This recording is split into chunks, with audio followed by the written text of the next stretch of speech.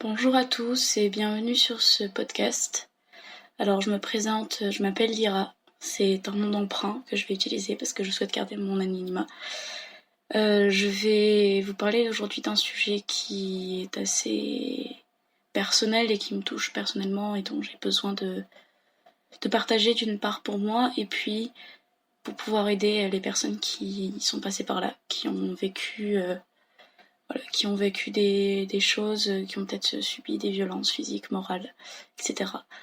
Donc ça risque de durer un certain nombre de temps, mais voilà, c'est quelque chose dont j'ai envie de parler, dont pour moi il est important de partager et de briser les tabous là-dessus. Alors, comme vous avez vu dans le titre, je vais vous parler principalement de mes relations que j'ai eues avec deux hommes, et en particulier un pervers narcissique. Voilà. Alors, j'aime pas trop ce terme de pervers narcissique, parce qu'on a directement l'idée de quelqu'un psychologiquement atteint, qui dans des cas très extrêmes, qui peut allier des violences extrêmes et des défiances psychologiques graves. Et là, pour le coup, je vais vraiment vous parler en fait, la perversion narcissique à plusieurs degrés. Et moi, je vais vous parler du coup de mon expérience, mais voilà. Alors, je dis pas ça pour protéger cet homme-là, mais je dis ça vraiment parce que, en toute sincérité, voilà, un être humain, c'est beaucoup trop complexe pour le limiter à une seule chose. Donc, c'est ce qui fera aussi qu'est-ce qui expliquera aussi un petit peu pourquoi ça aura duré autant sur la longueur, que je suis restée autant de temps avec cette personne et que j'ai autant essayé de sauver les pots cassés, qui étaient déjà cassés au départ. Voilà. Donc pour vous expliquer un petit peu mon histoire, déjà moi j'ai 21 ans, donc je suis étudiante. Et j'ai été en couple pendant 1 an et demi, un peu presque 2 ans en fait, avec du coup un homme de 26 ans, qui est donc plus âgé que moi. Donc en fait, notre relation était à la base une relation à distance, qui marchait très bien, au début, qui fonctionnait très bien, c'était vraiment le paradis, c'était un peu l'homme parfait, qui faisait... Alors moi je sortais d'une relation qui était déjà très difficile, parce que le premier homme avec qui j'étais, dont je parlerai peut-être rapidement durant ce podcast-ci, me trompait beaucoup. Et j'étais vraiment détruite, j'étais pas bien cette période-là. Et du coup, peu de temps après, j'ai rencontré cet homme-là, c'est allé très vite, on s'est très vite mis ensemble, on s'est très vite fiancés, et on a très vite emménagé ensemble. Voilà, il a déménagé, il est venu me rejoindre, il a fait les 6 heures de route qui nous séparaient pour emménager avec moi. Voilà, et donc c'était vraiment quelque chose qui est passé du tout au un, c'était vraiment quelque chose de très rapide. En 6 mois, en fait, on était fiancés et on a habité ensemble, en 6 mois de relation. Voilà, sachant que c'était une relation à distance et que c'est seulement au bout du 6e mois qu'on a habité ensemble. Voilà, et jusqu'avant, on communiquait uniquement à distance, par téléphone, etc. On se voyait de temps en temps, mais il n'y avait pas de relation de couple proche, géographiquement parlant. Alors pour commencer un petit peu, pour vous expliquer un peu ma situation que j'ai vécue avec cet homme-là, j'ai subi des violences morales, physiques et on va dire aussi psychologiques, parce que je différencie le moral et le psychologique. J'expliquerai un petit peu pourquoi, donc c'est vraiment mon point de vue pour le coup, mais j'expliquerai un petit peu pourquoi un peu après. Et en fait, c'était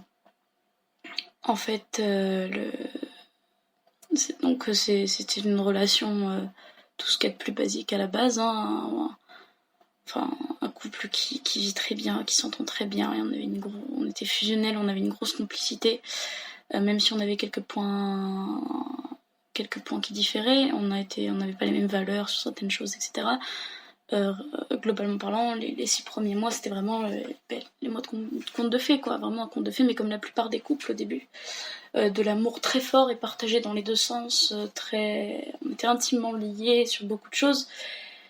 Et tout se passait très bien, quoi. Voilà. Même s'il y avait des grosses souffrances dans nos passés respectifs, parce que c'est quelqu'un qui a énormément souffert, et moi aussi.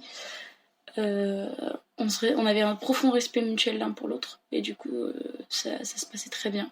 Les premiers mois, ça se passait très bien, malgré les premières difficultés qui sont apparues notamment de son passé à lui, qui a fait qu'il y avait quelques blocages et du mien aussi, mais qu'on a tout de suite su gravir, dans le respect de l'autre, dans l'amour de l'autre. Voilà, les 6 premiers mois étaient parfaits. Et en fait, donc en juin 2018, j'ai emménagé avec cet homme. Et dès le début, il y avait une tension, une certaine tension avec lui, parce qu'en fait, il se sentait pas bien dans la région, parce qu'il avait jamais, bon ça c'était lié à son passé, mais il avait jamais déménagé. Et du coup, il était très très très proche de sa famille. Et du coup, c'était très très compliqué pour lui d'être dans un endroit qu'il ne connaissait pas. Il avait jamais été plus loin de sa famille de peut-être 20 km grand maximum. Et du coup, c'était très compliqué pour lui d'emménager ailleurs. Donc les premiers mois, voilà, il était très distant, très froid, il pleurait souvent, il était pas bien dans sa peau, il était pas bien là où il était. Il a voulu repartir plusieurs fois, je ne l'ai pas empêché, même si voilà, je dis que moi ça me blessait un petit peu. Et puis finalement il est resté, et avec le temps ça s'est amélioré, mais voilà, les premiers mois c'était assez difficile. Le premier mois était long pour moi, et du coup on n'avait plus de proximité. C'est à cette période-là qu'il a commencé à moins me regarder, moins me toucher. On faisait plus l'amour, on n'avait plus d'intimité, on n'avait plus de relations intimes plutôt. Et quand j'entends relations intimes, j'entends câlin, j'entends jeu sensuel, j'entends massage, j'entends prendre des douches ensemble, alors qu'on emménageait ensemble. On venait d'emménager ensemble et en fait, au bout d'une semaine et demie, on a arrêté tout ça. Alors que on venait d'être ensemble, donc voilà, justement c'était le bon moment pour profiter de tout ça. Et au bout d'une semaine et demie, on a arrêté tout ça.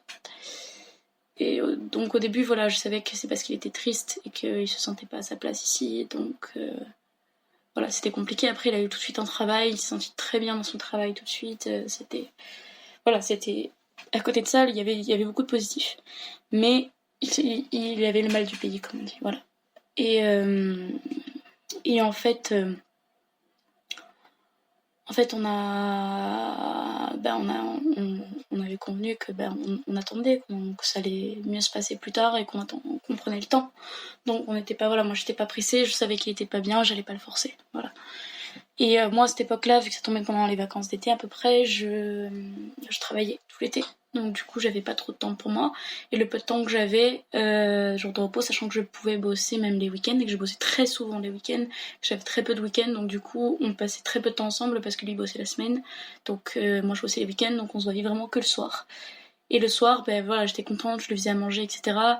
Et du coup au début, je lui disais, voilà, il faisait pas trop le tâche ménagère, mais je lui dis c'est pas très grave, tu le feras plus tard, sachant voilà, que c'est quelqu'un qui ne cuisinait pas du tout. C'est quelqu'un qui faisait vraiment en gros que le ménage, mais je lui dis c'est pas grave, tu m'aideras sur les tâches ménagères. À la base on avait convenu que lui il ferait le ménage et les courses et que moi je m'occuperais du reste. Mais voilà, je me suis dit c'est pas grave, si tu t'as pas le temps de faire le ménage, je m'en occupe, je ferai tout pour un petit moment, le temps que ça aille mieux. Et pour moi c'était normal. Pour moi j'ai été habituée. Alors bon, je sais que c'est pas normal justement que les tâches sont censées être partagées à deux, mais j'étais habituée à ce que dans ma famille ça a été toujours comme ça. Avec mon précédent compagnon, ça l'était aussi. Et ça me dérangeait pas. Voilà, je savais que s'il me disait que ça allait changer, que ça changerait. Du moins à l'époque c'est ce que je croyais. Et voilà, du coup il s'est passé plusieurs mois, on faisait quelques sorties où ça se passait bien, mais c'était vraiment très rare. Et il était de plus en plus distant, de plus en plus froid. À cette époque-là, j'avais pris du poids parce que on m'avait décelé une maladie du coup chronique qui agit sur le poids, qui s'appelle l'endométriose, voilà, qui est une maladie qui touche les hormones, qui touche en fait ce qui est lié à l'utérus, qui touche une femme sur 10 et qui a plein de facteurs néfastes sur le corps. Il y a plein de symptômes différents. J'avais à peu près le combo de tous les symptômes et j'avais un traitement très lourd qui m'avait fait prendre du poids. Et j'étais dans une période où ça avait été très compliqué pour moi, professionnellement parlant, parce que mes études me prenaient beaucoup de temps, psychologiquement parlant c'était assez dur. Voilà, donc j'étais vraiment pas dans une bonne période, et en général, quand psychologiquement parlant ça va pas, je prends du poids. Mon corps stocke, alors que je mange bien. J'essaie de bien manger du moins. Voilà, mon corps stocké à mort. Et comme on sait tous, hein, quand on se met en couple, on prend du poids parce qu'on veut faire plaisir à l'autre, on fait ce qu'il aime, voilà, on fait plus trop attention à ce qu'on mange, on peut sortir au resto, etc. Et du coup là ça aide pas. Et surtout que voilà, mon compagnon avait un rythme de vie totalement décalé du mien. Lui vivait beaucoup le soir, il pouvait se coucher très tard, il se levait tard. Moi je suis plus une lève tôt. Voilà, il mangeait n'importe comment, il mangeait beaucoup de viande, c'était un gros carniste. Voilà, il mangeait très peu de légumes, il n'aimait pas ça, donc il mangeait principalement de la viande et des féculents, et beaucoup de viande. Il pouvait faire en fait, un repas pour lui sans viande, c'était pas un repas. Donc ça devenait vite compliqué pour moi, et surtout que, un petit détail que j'ai omis, c'est que j'étais la seule à payer les courses. À l'époque, en fait, mon père me donnait un budget parce que ce n'est pas moi qui pouvais me payer, en fait, parce que j'avais mes études, etc. Donc c'est mon père qui me donnait un budget, et avec cet argent-là, je payais la totalité des courses. Voilà. Et donc au début, on avait convenu qu'on partagerait les courses. Il ne l'a jamais fait parce qu'il m'a dit oui, mais regarde, ton père, il te paye, il te donne cet argent-là pour les courses, ça suffit largement pour deux. Voilà, donc il m'a jamais aidé pour les courses. Et bon, il payait quand même la moitié du loyer, hein, mais voilà, il ne payait pas l'électricité. Il a commencé à la payer que 3 mois et vraiment sur la fin, 3-4 mois. Il a payé 3 ou 4 mois, je sais plus, je crois 3 mois. Et voilà, il payait, la seule chose qu'il payait, c'était l'abonnement de la box, mais ça coûtait rien. C'était pour ma part, c'était 25 € en fait, hein. La box, si on l'a divisé par deux, c'était même pas 25 €. Parce que sachant que lui, il avait un forfait, que ça lui payait ça à 50 €, mais qu'il avait son forfait téléphonique dedans, donc ça revenait même pas à la base à 25 €, parce que 50 € avec son forfait téléphonique. Donc voilà, c'était vraiment une misère. Donc il payait juste en gros la box et tout ce que niveau financier à côté. C'était moi qui payais tout alors que je n'avais pas d'argent, que j'étais étudiante, que c'était mon père qui me donnait un budget. Et des fois, c'est arrivé que du coup, j'avais pas d'argent à côté la fin du mois pour acheter ce que moi j'avais envie de manger. Du coup, j'achetais ce qui lui faisait plaisir, j'achetais pas forcément de trucs de qualité. J'avais pas non plus d'argent parce que j'avais un petit peu d'argent aussi que je mettais de côté pour moi avant, pour me faire plaisir ou pour m'acheter du matériel de dessin parce que je fais des études en art et que le matériel de dessin coûte très cher. Et j'avais même plus cet argent-là. Et du coup, l'argent que j'avais pour moi, entre guillemets, je travaillais en plus de mes études pour me faire de l'argent, parce que je voulais pas, voilà, estampiller mon père, j'ai toujours préféré travailler à côté. Et je travaillais donc plusieurs soirs par semaine, je faisais du babysitting, et cet argent-là me servait d'argent de poche pour moi. Et sachant que cet argent-là, je l'ai énormément dépensé pour lui, parce que j'aime beaucoup faire des cadeaux à mes proches. En général, je dépense plus pour mes proches que moi. Il n'y a que depuis récemment que j'ai un peu changé parce que je me suis un peu recentrée sur moi. Mais voilà, je dépensais énormément d'argent et tout cet argent que j'avais, que je mettais de côté, je le mettais de côté pour lui et je lui offrais des beaux cadeaux, je lui offrais des cadeaux tous les mois. Et voilà, donc c'était vraiment pour lui faire plaisir. Et au début, c'était vraiment spontané en mode ah ben ça lui plaira. Et c'était des petites choses, c'était un petit manga, c'était un petit livre, c'était un jeu vidéo, des trucs pas trop chers en général. Enfin, pas trop chers. Ça pouvait aller jusqu'à 50 € grand maximum, mais quand je vais vous dire la suite de ce qu'il y a eu, ça va vous paraître complètement moindre comparé à ce que j'ai pu lui offrir plus tard. Voilà, donc au début, c'était vraiment des petits cadeaux à droite à gauche pour lui faire plaisir. Voilà, des petites choses comme ça. Et bien sûr, je le gâtais énormément à son anniversaire et à Noël. Tout l'argent que je pouvais mettre de côté, même je mettais en côté en avance, exprès pour lui faire un beau cadeau. Je lui avais acheté une GoPro. Bon, c'est d'occasion, mais j'avais quand même acheté une GoPro. J'avais racheté son clavier neuf parce que son clavier était mort et c'était un clavier qui coûtait à peu près 120 €, 130 €, je sais plus trop. Enfin voilà, j'avais vraiment mis le paquet sur ça parce que je sais que ça lui faisait plaisir et que lui il me le rendait parce qu'il me faisait aussi beaucoup de cadeaux. Voilà. Et moi, je le faisais à la hauteur de mes moyens, évidemment. Mais à côté de ça, en fait, lui, il dépensait beaucoup d'argent, certes pour moi aussi, mais il dépensait énormément d'argent, de manière générale. C'est quelqu'un qui aimait beaucoup le luxe, qui vivait dans le luxe.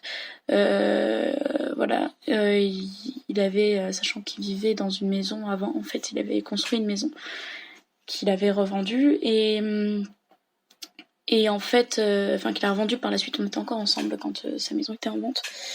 Enfin, il l'a vendu quand on était ensemble. Et en fait, il avait acheté des meubles pour cette maison. C'était des meubles certes de maisons, mais de belles maisons. C'était des meubles qui coûtaient cher, c'était des meubles assez luxueux. Et au début, je me disais, bon, c'est parce que voilà, c'était un projet d'une vie, entre guillemets, une maison, c'est quelque chose qu'on construit qu'une fois. Donc voilà, il s'habillait bien, mais je savais que c'était pas lui qui s'achetait ses vêtements, que c'était ses parents, que lui s'achetait aucun vêtement. Donc bon, on va dire que la seule chose que je voyais qui s'était permis, c'était d'avoir une belle voiture, puisqu'il s'était acheté une voiture qui coûte relativement cher, vu qu'il aime les belles bagnoles et qu'il y avait beaucoup de chevaux, parce qu'il aime rouler vite. Et il avait aussi acheté un beau téléphone. Voilà, moi je mettrais jamais autant dans un téléphone, mais il y en a pour qui voilà, ça leur plaît. Donc pour moi, voilà, à la base, je m'étais arrêtée à ça. Et plus tard, en fait, je me suis rendu compte qu'il était collectionneur de figurines, donc de jeux vidéo, d'animés, etc., qui coûtent très cher. Et mais moi, je le connaissais déjà un petit peu avant, mais en plus, il m'a transmis sa passion. Mais voilà, quand j'ai vu sa collection, je me suis rendu compte que il aimait qu'il mettait de l'argent dans ses passions. Voilà, il avait un ordinateur qu'il avait fait, qu'il avait monté, qu'il avait revenu une fortune, etc. Enfin, mais pour moi, voilà, je me disais qu'il faisait des gros investissements, mais sur l'avenir, et qu'il mettait beaucoup d'argent de côté. Et je me disais, c'était un gros investissement de temps en temps. Je pensais pas que c'était quelque chose de régulier à l'époque. Et en fait, peu de temps après, son boulot lui rapportait pas mal comparé à ce qu'il avait avant. Il était bien payé, il avait de bonnes primes, il vivait très bien. Et en gros, vu qu'il payait aucune facture quasiment, il avait beaucoup d'argent de côté. Et du coup, quand je dis beaucoup, c'était pas non plus un ingénieur, hein, mais on va dire que il avait des mois où il pouvait finir avec 1000, 2000 euros, comme ça, pour lui. Vu qu'il participe absolument pas aux courses et aux factures, voilà, il avait largement de quoi mettre de côté et de se faire plaisir. Alors là-dessus, il en dépensait peut-être 100, 200 pour moi, de temps en temps, régulièrement, dans le mois. Et quand j'entends pour moi, ça peut être aussi une sortie, un restaurant. Hein. Voilà, c'était lui qui payait ce genre de choses. Voilà, mais s'il y avait des mois, on va dire les meilleurs mois, il pouvait avoir 2000 euros de côté, et les mois, on va dire plus basiques, il avait au minimum 500 000 euros de côté, à peu près. Voilà, sauf quand il y avait des grosses dépenses en vue. Mais les grosses dépenses en vue, c'était toujours des choses pour lui. Voilà, en fait, très vite, il s'est acheté des choses qui coûtaient très cher. Il a voulu se racheter une télé, alors qu'il avait déjà une télé de 156 pouces, ce qui n'est pas rien. 156 cm, pardon. Ce qui n'est pas rien. 150 cm, il est passé à du 160 ou 165, je sais plus. Voilà, il s'est acheté donc une télé d'un cran au-dessus, en 4K, Full HD, enfin voilà, qui coûte très cher, je crois, 2000 ou 3000 euros, qu'il a payé cash. Enfin, il s'est acheté plein de figurines, mais voilà, de 500, 600, 700. Il y a un mois où il s'en achetait 2 d'occasion, il en a eu pour 1200. Enfin, voilà, il a acheté beaucoup de choses très luxueuses qui coûtaient très cher. Et voilà, il aimait le luxe, il aimait franchement les choses qui valaient cher, même s'il n'en avait pas vraiment l'utilité. Voilà, il s'est racheté un téléphone très rapidement, alors que quand on s'est mis ensemble, il venait tout juste de changer de téléphone. Il s'est racheté un téléphone très rapidement qui coûtait 900 euros, qu'il a pareil acheté cash. Voilà, il dépensait énormément et dans des choses qui valaient cher. Il s'est racheté des consoles édition limitée, enfin il s'est acheté plein de jeux alors qu'il n'avait pas joué à la moitié de ce qu'il avait déjà. Enfin voilà, c'était quelqu'un qui aimait beaucoup le luxe et qui aimait beaucoup des choses assez prestigieuses, même des fois alors qu'il n'y avait pas nécessaire d'acheter des choses aussi chères. Je veux dire, encore pour la télé, pourquoi pas, mais il y avait vraiment certains investissements. Alors je ne juge pas, hein, parce que moi c'est chacun son délire, mais ouais, il y avait certains investissements qui étaient, à mes yeux, en tout cas inutiles, surtout pour l'appartement, surtout on vivait dans un 50 mètres carrés, on se marchait dessus parce qu'il avait beaucoup trop d'affaires. Il faut savoir aussi que j'avais quasiment aucune affaire à moi, je n'avais pas de bureau, je n'avais pas de meubles ou de coin à moi, donc je travaillais dans le salon, sur le canapé, pendant que lui était sur son bureau, alors que lui ne travaillait pas. Il rentrait du travail, il avait fini sa journée, donc il jouait sur son PC. Et moi, je travaillais, parce que après les cours, j'avais du boulot à faire. Je travaillais sur le canapé, j'avais pas de table, et je pouvais pas me mettre sur la petite table parce qu'elle était beaucoup trop basse pour moi et je me faisais mal au dos. Donc voilà, j'étais obligée de me mettre sur le canapé ou sur le lit, donc ça a été très compliqué pour moi. J'avais quasiment aucun meuble à moi, aucune affaire à moi, et j'étais tout le temps obligée de jongler entre mes parents qui habitaient pas loin. Mais bon, il y avait l'excuse de tes parents habitent à côté, donc voilà. Tu gardes le minimum et tu switches avec tes parents. J'étais pas contre, parce que je pense que à sa place, si j'avais habité dans sa région vers chez ses parents, j'aurais dit la même chose dans le cas où moi j'aurais eu beaucoup d'affaires. Même si j'aurais été plus prévoyante et j'aurais demandé qu'on prenne un appartement plus loin. Voilà. Mais là, c'était pas possible dans notre budget. Donc, enfin, à la base, parce qu'on a pris l'appartement tout juste quand il a trouvé ce travail, en fait. Donc, on était persuadés que au niveau du boulot, il n'allait pas aller avoir un salaire aussi conséquent. Et en fait, on aurait pu prendre plus grand, mais bon, mon père pouvait pas non plus investir beaucoup plus non plus, donc voilà, c'était assez compliqué. Et voilà, donc c'était quelqu'un qui était bien à l'aise, etc. Et en fait, les premiers mois, il était assez distant et assez froid. Mais ça allait quand même, on faisait des sorties, je présentais mes amis, il commençait à se lier petit à petit d'amitié avec plusieurs d'entre eux. Et voilà, et donc les premiers mois, c'était quand même des bons moments passés, même si c'était souvent compliqué, on a eu quelques disputes, mais c'était des disputes de couple, on va dire. Voilà, on va dire de juin à septembre, c'était des disputes de couple. Mais il y avait plus d'affection du tout. Et c'est à partir de septembre en fait où il me disait même plus bonjour, même plus bonsoir, il venait plus m'embrasser pour me dire même bonjour ou bonsoir, même pas pour venir m'embrasser, hein. C'était vraiment le bisou de bonjour ou bonsoir, parce que c'était vraiment un smack quoi, c'était vraiment comme ça vite fait. Et en fait, c'est là où voilà, moi j'avais déjà réagi avant, mais avant je me disais c'était la distance. Et là maintenant je voyais qu'il commençait à se plaire dans son travail, etc. Donc voilà, l'excuse du lieu ne marchait plus quoi. Donc voilà, je savais qu'il y avait mon physique qui le dérangeait, il me l'avait dit, mais j'essayais de faire des efforts, j'essayais de manger sain, j'essayais de faire le mieux que je pouvais, mais c'était compliqué. Voilà. Et en rajoutant à ça que sa mère me mettait une énorme pression psychologique parce que j'étais pas à son goût, parce que j'étais pas assez bien pour son fils, parce que j'étais pas bien gaulée, parce que je me maquillais pas comme il aurait fallu me maquiller, parce que je m'habillais pas comme tout le monde avec des fringues de luxe, parce que moi j'aime bien le vintage des années 50, le steampunk, ce genre de choses.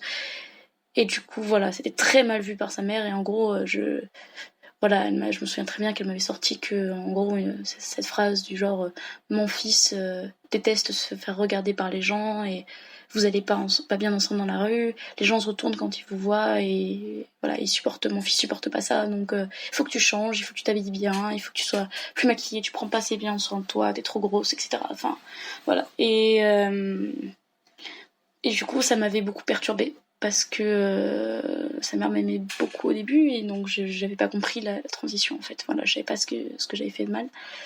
Donc voilà, je me mettais une grosse pression à moi toute seule et en me disant il faut que je change et tout, je vais le faire pour lui. Et du coup, j'ai fait ce que j'ai pu, je me suis mis au sport alors que j'avais vraiment pas le temps et que psychologiquement, j'étais pas, comme je disais, dans une période hyper facile parce que j'étais en gros manque d'affection. J'avais aucune affection de sa part, aucun regard, aucun câlin, rien du tout. Et on sortait plus, ou de moins en moins, et surtout il m'empêchait de sortir en fait. C'est là où quand j'ai eu ce moment de besoin d'affection, etc., et que j'ai pu de nouveau avoir du temps, que je travaillais plus, que les vacances étaient finies, que j'arrivais pour mes études et que j'avais un peu plus de temps les week-ends, ben voilà, je voulais ressortir, etc., je voulais voir des amis. Et en fait, il se trouve que déjà, à la base, c'était un petit peu compliqué avec mes parents. J'ai des parents un peu particuliers et en fait, ils s'étaient noués très vite d'amitié avec mes parents. Il y avait eu donc une phase où en fait, ils voulaient plus qu'on voie mes parents parce que il y avait eu un peu une dispute entre eux et mon compagnon. Et en fait, on s'était renoué d'amitié avec eux et suite à ça, il était devenu très très proche de ma mère et de ma grand-mère, surtout de ma grand-mère. Si bien qu'ils voulaient qu'on aille chez eux tous les week-ends. Alors moi au début je disais pas non parce que du coup, moi j'étais contente de voir mes parents, même si c'est un peu compliqué avec eux. Voilà, j'étais pas contre de les voir. Je les avais été habituée en fait à rentrer tous les week-ends avant que j'emménage avec lui quand je vivais seule sur Marseille. J'étais habituée à rentrer tous les week-ends le voir. Voilà. Et voilà, voir mes parents, à passer du temps avec eux. Donc du coup pour moi c'était c'était quelque chose d'habituel. Je passais régulièrement du temps avec eux, donc ça me dérangeait pas de revenir les week-ends. Sauf que c'était systématique. Voilà, en fait c'était même plus devais poser la question si j'avais pas envie de les voir, c'était viens on va chez tes parents, on y va. Et du coup on allait systématiquement chez mes parents et il y avait l'excuse de ta grand-mère elle est âgée, faut que tu profites d'elle, etc. Voilà. Donc moi ça me déplaisait pas, mais c'est vrai que j'aurais voulu sortir plus souvent avec lui parce qu'on sortait plus. On commençait à sortir de moins en moins, voire plus du tout. Au début, c'était une ou deux sorties par mois, puis après, ça fait une sortie par mois, puis après, c'était qu'une sortie tous les 2 mois, et après, plus du tout de sortie, en fait. Et quand je voyais que le rythme commençait à tomber, je disais, voilà, j'aimerais bien qu'on sorte au resto, qu'on aille balader, il y a plein de coins où j'aimerais t'emmener, je suis quelqu'un qui, à la base, aime énormément sortir, et là, c'est vrai que être tout le temps enfermé entre chez mes parents et dans l'appartement, ça me convenait plus du tout, quoi. Et il avait pas le temps, il voulait pas, il était tout le temps fatigué, donc du coup, voilà, j'ai voulu me rabattre et voir mes amis, sortir un petit peu avec mes amis. Et ça a été très compliqué, parce que il voulait pas, il fallait que je sois rentrée à telle heure pour qu'on puisse manger, Au début, voilà, je me disais, bon, c'est juste qu'il est fatigué, c'est parce qu'il sait pas faire à manger, parce que, voilà, alors il aurait très bien pu acheter McDo, parce que quand il était tout seul, qu'il ne vivait pas avec sa mère ou qu'il n'était pas en couple, ben voilà, il mangeait McDo tous les jours, ce genre de choses. Donc c'était pas un problème. Donc voilà, voilà, il se faisait pas à manger, mais il allait acheter à manger toujours dehors, donc c'était pas un problème. Mais il me sentait qu'il avait pas assez d'argent pour le McDo, alors qu'il avait vraiment beaucoup d'argent. Et enfin voilà, enfin beaucoup, c'est pas non plus, enfin comme je disais, voilà, il avait de quoi au moins se payer un McDo. Voilà, c'est 30 € un McDo avec lui. Il avait les 30 € pour se payer un McDo. Voilà, c'est juste que il voulait que je sois rentrée, que je passe pas trop de temps seule loin de lui, alors que il passait pas du tout de temps avec moi, qu'il repoussait mes câlins, qu'il était pas hyper câlin. Alors oui, ça fait penser tout de suite à quelqu'un qui trompe. Alors c'est quelqu'un d'hyper fidèle. Ça par contre c'est quelque chose que je pourrais pas lui reprocher. Mais c'est vrai que j'ai eu des doutes quand même compte rendu de sa fidélité, mais c'est vrai que il m'a jamais trompé. Il s'est détendu, je pense, sur des sites, etc. Mais voilà, le porno, c'est quelque chose de commun à beaucoup d'hommes, et ça, je n'en voulais pas s'il avait fait. J'aurais juste voulu qu'il soit honnête avec moi. Mais voilà, je pense qu'il l'a fait, mais ça, voilà, c'est encore autre chose. Mais dans tous les cas, voilà. Et il y avait une excuse aussi il avait des problèmes physiques liés, voilà, au côté intime, on va dire. Et du coup, qui faisait que on pouvait pas, physiquement parlant, avoir de relations intimes. Sauf que, voilà, l'excuse pouvait marcher pendant un mois, mais pas un an, quoi. Et voilà, quelques mois à la limite, 6 mois, mais pas un an, parce que c'était l'excuse du oui, mais ça fait un an que ça traîne. Voilà, les médecins, il y avait largement le temps d'aller voir, faire les diagnostics, etc. Et ça a coïncidé trop, en fait, avec le moment où il a commencé à être distant de manière globale, en fait. Voilà. Donc du coup, enfin bref, de toute façon, au niveau intimement, je suis quelqu'un qui peut très bien vivre sans sexe, donc c'est pas du tout, c'est pas du tout un reproche, en fait. Pour le coup, c'était vraiment pas, même si j'avais ce manque au niveau de ma libido, c'était pas vraiment ce que je le reproche, c'est pas du tout ça. De toute façon, voilà, j'avais rien contre ça, donc c'était qu'un détail, on va dire. Mais voilà, le fait que je puisse plus sortir, je pouvais plus aller voir mes amis, dès que je restais trop longtemps, en fait, il fallait que je lui donne une heure et que je sois absolument rentrée avec à cette heure-là.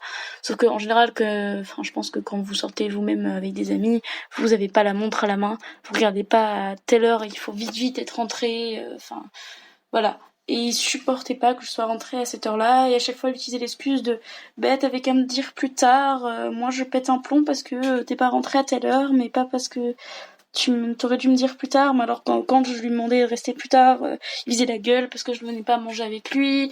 Enfin voilà. Et il supportait pas du tout ça, il supportait pas qu'il y avait des changements de plans, sauf que moi voilà, je suis quelqu'un qui vit vraiment à l'instant. Et si sur l'instant j'ai une amie qui me propose de manger parce que finalement le plan change, voilà, je vais pas dire non. Si on me propose qu'on fasse ça, je vais pas dire non non plus. Et j'étais pas quelqu'un qui rentrait tard, voilà, j'allais pas en boîte, je faisais pas le grand maximum auquel je suis rentrée, c'était du 22h, et c'était vraiment le grand maximum, c'était arrivé qu'une fois, donc c'était vraiment quelque chose de voilà exceptionnel, quoi. Et voilà, il supportait pas du tout que je sois pas rentrée à l'heure, que je passe du temps avec mes amis. Il fallait que je passe tant de temps et pas plus. Ou alors il fallait que les amis viennent à la maison parce que voilà, il fallait pas que je sois trop longtemps ailleurs. C'était quelqu'un d'hyper jaloux, il supportait pas que je parle. Alors il a fait un tri dans mes amis, il m'a dit lui dégage, lui dégage, lui dégage. J'étais très jaloux des hommes, alors que pourtant je suis bisexuelle, donc voilà, il aurait pu. Et d'ailleurs il avait un gros problème avec ça, il était presque. Voilà, presque pas de l'homophobie parce qu'il était pas homophobe, parce que il a des amis qui sont homos, mais c'était vraiment presque de la méprise pour ça, quoi. Enfin, c'était vraiment, ben non, t'es bi, c'est bon, me le dis pas, parce que sinon c'est bon, je suis déjà jaloux des mecs, c'est pas le moment que je suis jaloux aussi des filles, enfin. Voilà, donc c'était vraiment très très violent, une grosse jalousie, très invasive. Et voilà, il a fait vraiment sa sélection dans mes amis, quoi. Et je voyais quasiment plus aucun ami mec. Et le peu que j'avais, fallait absolument que je le présente, fallait qu'il les analyse de haut en bas pour être sûr qu'il y avait aucun risque. Et en gros, les 2 amis mecs qui toléraient vraiment, c'était un ami, voilà, c'était l'ex d'une de mes amies, donc il y avait aucune chance entre guillemets, et mon cousin. Et c'était vraiment les 2 seuls hommes qui toléraient dans mes présences masculines. Genre j'avais un autre ami à l'école et voilà, il a passé des mois à faire une crise de jalousie sur mon meilleur ami, alors que il se serait jamais rien passé, que lui il était en couple en plus à cette période-là. Enfin voilà, c'était vraiment une psychose presque sur là-dessus. Il fallait qu'il contrôle mes fréquentations, et en fait à chaque fois qu'il sélectionnait un ami, il me disait mais tu regardes, tu comprends, cette personne elle est pas bien pour toi, tu vois, faut pas qu'elle reste dans ton cercle d'amis. Si t'as très peu d'amis, c'est très bien parce que c'est ça les vrais amis. Enfin, alors certes il y a du vrai dans ce qu'il disait, mais c'était pas à lui de le choisir en fait. Voilà, c'était à moi moi d'en décider. Et il m'a pas laissé le choix. Alors après, il y a eu d'autres circonstances qui ont fait que je n'ai pas pu rester en contact avec pas mal de ces personnes parce que j'ai eu des problèmes de hack. Je me suis fait hacker mon téléphone et mon ordinateur, par quelqu'un qui était jaloux de ma relation que je connaissais. Et du coup, c'était très compliqué parce que du coup, je ne pouvais plus de toute façon avoir de réseaux sociaux. Donc, ce qui a fait qu'il y a eu un tri. On va dire, il y a eu une sélection naturelle qui s'est faite dans mon entourage. Mais voilà, globalement parlant, je pouvais pas m'approcher des hommes. Dès que j'avais un nouvel ami homme, il pétait un plomb. J'ai un exemple très bien qui me vient en tête. J'ai ma tante qui m'avait présenté, donc en gros, depuis toute petite, je suis très proche d'elle, etc. Et elle a, en fait, c'est pas vraiment ma tante, c'est une tante de cœur, et elle a en fait elle avait moi du coup qu'elle considère un petit peu comme dit sa filleule, sa nièce. Enfin voilà, je suis un petit peu du coup de sa famille. Et elle avait une autre personne qui pareil n'a pas de lien de sang avec elle, ne partage pas de lien de sang, mais que c'est la même chose. Voilà, et qui est aussi beaucoup plus jeune, hein, parce que ma tante a 70 ans et moi j'en ai 20. Et c'est cette personne en question, voilà, 28 ans, c'était un jeune homme très gentil et on partageait beaucoup de choses en commun. Et du coup, elle m'a mis en contact avec lui parce qu'elle m'avait dit, tiens, c'est un peu comme mon neveu aussi, tu vas voir, il est très gentil, je pense que vous vous entendrez bien, voilà. Et ça a très bien matché, hein, elle avait raison, voilà, on s'entendait très bien, sauf que voilà, lui il était en couple, et il était depuis plusieurs années avec cette personne, c'était quelque chose de durable et de très fort. Et donc voilà, et puis c'était, voilà, pour moi c'était mon cousin, quoi, je l'appelle mon cousin encore aujourd'hui, c'est mon cousin. Et il a fait une grosse crise de jalousie parce que je parlais comme il disait, ce mec, et que ce mec... il avait pas à me parler autant. C'était mon cousin. Enfin, parce qu'à la base, il était juste venu pour me poser une question, mais ça aurait dû durer 5 minutes et pas s'envoyer des pavés. En fait, dès que j'envoyais des longs messages pour discuter, mais parce que des fois, on discutait de sujets, on pouvait discuter de bande dessinée ou de nos passions pour des longs pavés. Et du coup, je lui expliquais vraiment ce que moi je pensais sur tel ou tel sujet, lui aussi, et les messages étaient assez conséquents. Et dès qu'en fait j'avais des messages conséquents avec une autre personne que lui ou ma meilleure amie, il pétait un plomb. Et du coup, il avait des grosses crises de jalousie, si bien que il a supprimé plusieurs fois son numéro de mon téléphone. Je devais des fois le remettre. Alors au début, je pensais que c'était le hacker, mais après, voilà, il y avait, je sais pas vraiment finalement si c'est lui ou si c'est le hacker, hein, mais il y a de gros doutes que c'est lui parce que ça coïncidait à chaque fois que je discutais avec lui, qu'il y avait une crise de jalousie juste avant, voilà, donc c'était un peu compliqué. Donc voilà, des petites choses comme ça qui ont commencé à apparaître, qui ont commencé à amener des disputes, et des disputes de plus en plus récurrentes et de plus en plus violentes. Alors faut savoir que je suis quelqu'un qui a, je vais pas dire le sang chaud, mais en fait qui riposte beaucoup. J'ai beaucoup souffert durant mon enfance. J'ai subi du harcèlement pendant des années, du harcèlement scolaire et du harcèlement moral et physique également, et qui ont fait que j'ai beaucoup de traumatismes de mon enfance et de mon adolescence qui sont encore très vifs en moi. En fait, j'ai réussi à remonter au-dessus de ça, hein, mais ça m'a créé des peurs paniques. Et ces traumatismes en fait se réveillent dès que je suis dans une situation que je qualifierais d'injustice. voilà, d'injuste, pardon. Et en fait, dès que je subis une injustice ou que je suis témointe d'une injustice, je ne peux pas m'empêcher d'agir. En fait, ma conscience le fait toute seule et j'ai pas le temps de réagir j'ai pas le temps de réfléchir que mon corps agit déjà. Et là, en l'occurrence, voilà, quand on m'attaque, je réponds. J'ai beaucoup de mal à prendre sur moi quand c'est quelque chose qui est visé pour être méchant, quand c'est quelque chose qui est visé pour me blesser intentionnellement. Et alors quand c'est quelqu'un qui est proche de moi, j'essaie d'avoir une discussion au calme avant pour essayer de comprendre la personne. Mais quand la discussion n'aboutit pas, parce que la personne refuse d'avoir une discussion, ou que la discussion évolue dans quelque chose d'énervement, je vais m'énerver aussi parce que je peux pas m'empêcher de riposter, c'est plus fort que moi à partir du moment donné où je subis une injustice. Et du coup voilà, j'essayais d'avoir des discussions calmes avec lui, mais il supporte pas ça. Il n'arrivait absolument pas à avoir de discussion.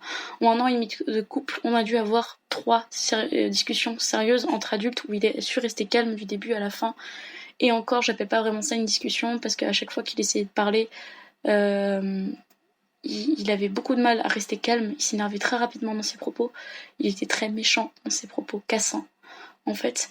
Et il me disait tout le temps, tu me laisses pas parler, tu me laisses pas parler. Et quand je le laissais parler, il s'énervait. Et il me coupait beaucoup la parole. Et pour lui, c'était pas légitime ce que je disais, donc il devait répondre dans les médias. Alors je sais que je peux parler beaucoup, mais voilà, pour moi c'était légitime et j'avais besoin de répondre à tout ça. Et du coup, on a eu beaucoup de discussions complexes qui sont arrivées rapidement dans l'énervement. Et au début, c'était juste des mots méchants, cassants. Quand je m'énervais, j'insistais beaucoup en fait pour avoir des discussions calmes avec lui parce que je ne voulais pas en fait avoir des discussions avec des cris parce que j'ai connu ça toute mon enfance avec mes parents et toute mon adolescence en fait. Et c'est encore aujourd'hui d'ailleurs. Et du coup, pour moi, la discussion calme, c'est primordial. Et quand j'avais besoin de discuter, il fallait qu'il y avait une discussion. Alors, j'essayais, si je voyais dans les médias ça marchait pas, je revenais un petit peu plus tard. Mais avec lui, c'était le plus tard, c'était jamais. Donc, ça pouvait attendre 1 mois, et 1 mois, il avait toujours pas décidé.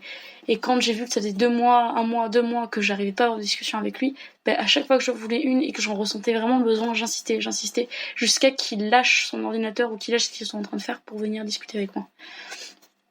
Parce qu'il faisait rien avec moi d'ailleurs, on faisait quasiment rien en commun, seulement quand on avait des amis qui venaient à la maison.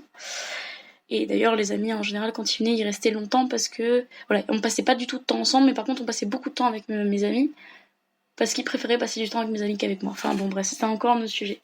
Et du coup, il s'énervait énormément et très facilement contre moi, à tel point que je venais juste, certes, j'étais insistante, j'étais en mode, s'il te plaît, j'aimerais qu'on discute maintenant, j'aimerais que tu lâches ton ordinateur, non, c'est bon, tu me fais chier, et bon, ça arrivait rapidement, aux insultes, c'est bon, lâche-moi, tu me saoules, tu me fais chier, tu vois pas que je suis occupée, machin. Et en plus, j'essayais de venir dans des moments où il était pas trop occupé, où il était pas en train de jouer, où il était vraiment sur YouTube ou sur des trucs à la con, où il pouvait très bien s'arrêter son activité 5 minutes et avoir une discussion. Surtout qu'à la base, la discussion, s'il était consentant, elle aurait pu durer 20 minutes, une demi-heure, grand maximum, et ça serait vite passé. Alors que là, ça durait en général des heures et des heures, quoi.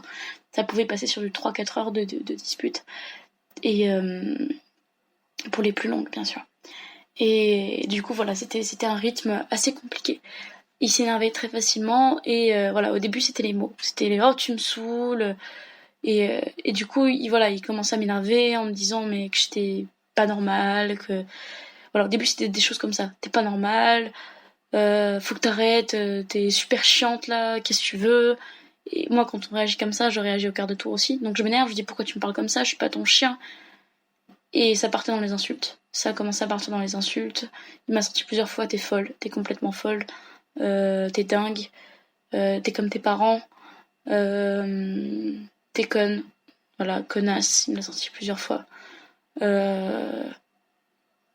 m'a insulté, des fois. Mais des fois, pas forcément des insultes comme les connasses, etc. Mais des fois, des insultes visée et précise parce qu'il sait que elle me touchait, genre comme t'es comme tes parents, t'es qu'une idiote, des trucs très précis sur ma personnalité qui faisaient que ça me touchait énormément et que ça me blessait profondément, du genre que que de toute façon je prenais pas soin de moi, que j'étais trop grosse, que fallait pas que je m'étonne parce que j'étais trop grosse et que du coup c'était normal qu'il me faisait rien parce que j'étais trop grosse et qu'il avait pas envie de toucher à moi, qu'on voyait tous mes plis entre guillemets, que du coup c'était pas beau, que j'étais pas élégante parce que j'étais pas d'une telle façon, enfin.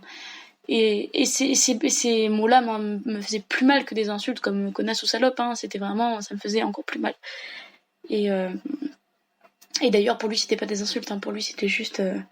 Voilà, parce que pour lui, les insultes, c'est connasse, etc.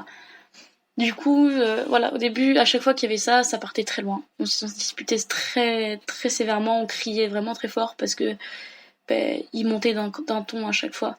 Et moi, voilà, comme je vous ai dit, à partir du moment donné où je suis lancée, j'arrive pas à m'arrêter. Donc je montais d'un ton aussi pour me faire entendre, parce que pour moi c'était pas normal et je pouvais pas. Voilà, je subissais une injustice, je me faisais insulter alors que je demandais une discussion pour essayer d'améliorer ce couple. Donc pour moi c'était totalement légitime. Et du coup, il fallait que je réagisse. Je pouvais pas laisser dire ok, bon c'est bon, insulte-moi et j'arrête quoi. Non, entre guillemets, il fallait que j'ai le dernier mot pour finir cette discussion parce que c'était pas à lui d'avoir raison. Et de pouvoir se permettre de m'insulter comme ça alors que j'essaie juste de sauver notre couple quoi. Et voilà, et du coup donc ça a commencé par les mots, c'était violent. Et quand il rentrait dans des phases extrêmes d'énervement, alors ça pouvait être même sans que j'y sois liée, mais quand il pouvait rentrer dans des phases extrêmes d'énervement, ça montait un cran au-dessus. Voilà, il y a eu beaucoup de choses qui sont passées à cause du hacker ou à cause de son travail. Et voilà, il y avait des jours où il rentrait, il était très énervé parce que ça se passait très mal à son travail 2-3 fois à cause d'un ou deux collègues un peu cons. Et il s'énervait très facilement et sur tout ce qui bouge en fait. Donc toutes les choses qui sont autour de lui quand il est énervé, ils prennent. Que ce soit les objets, que ce soit les gens, que ce soit voilà. Il y a que les animaux qui est pas violent envers eux parce qu'il adore les animaux. Mais voilà, il était vraiment violent envers tous les êtres humains et les objets autour de lui. Et voilà, s'il était énervé, ça lui arrivait de pouvoir donner un coup dans une porte, dans un carton, de casser un truc parce qu'il était énervé. Et alors ça paraît un peu extrême comme ça, mais pourtant c'est vraiment des choses qui se passaient. En fait, ça le paraît moins extrême quand on le vit, mais ça l'est quand même. Il faut pas se dédouaner et se dire que c'est pas trop grave parce que c'est qu'un objet. Voilà, quand il casse une boîte, c'est pas très grave, hein, c'est une boîte, on peut racheter une boîte. Voilà, il donne un coup dans un carton, c'est pas grave, il est juste pour déformer le carton, mais c'est pas normal d'avoir des excès de colère et de violence comme ça. Et voilà, donc au début c'était les objets et il a commencé à le faire quand on se disputait. Parce que durant cette période-là, il a eu une période très difficile au niveau du travail et de sa santé, qui sont cumulées en même temps. Et durant cette période-là, il était vraiment très malade. Il a eu une grave maladie et j'ai dû le supporter. Il faisait des malaises régulièrement, il était vraiment pas bien. Et durant cette période-là, voilà, je l'ai aidé, je l'ai soutenu. Alors qu'il était infâme sur beaucoup de choses. Mais voilà, je mets ça sur, il est malade, il est gravement malade. Il n'est pas conscient de ce qu'il fait. Et en fait, quand sa maladie a été véritablement soignée et qu'il commençait à aller mieux, il a gardé ce même comportement, où il était encore plus impulsif qu'avant, la moindre chose l'énervait, et du coup il s'énervait sur moi pour aucune raison. C'est-à-dire qu'il va avoir vu un truc qu'il ne pas plu sur internet, ou il va avoir un mec qui l'a doublé un peu trop franchement sur l'autoroute, ou ou un mauvais comportement d'un conducteur ou d'un collègue, ou juste un truc qui va l'énerver parce que, je sais pas... il y avait trop de queue à une boulangerie par exemple, va l'énerver toute la journée et ce comportement-là, il le reportait sur moi le soir. Donc il me parlait très mal. Il me parlait uniquement pour des trucs utiles du genre la bouffe, le ménage, le linge. Quand le linge n'était pas fait quand il voulait, c'est quand est-ce que tu fais le linge, pourquoi tu l'as pas fait, j'ai besoin de mes t-shirts là, et on faut faire à manger là, c'est bon j'ai faim. Et c'était vraiment des comportements méchant envers moi. Il me parlait vraiment très très mal. Et sur un ton vraiment, vraiment méchant et agressif. Et du coup, je répondais, je me défendais, je lui dis mais pourquoi tu me parles comme ça, je t'ai rien fait.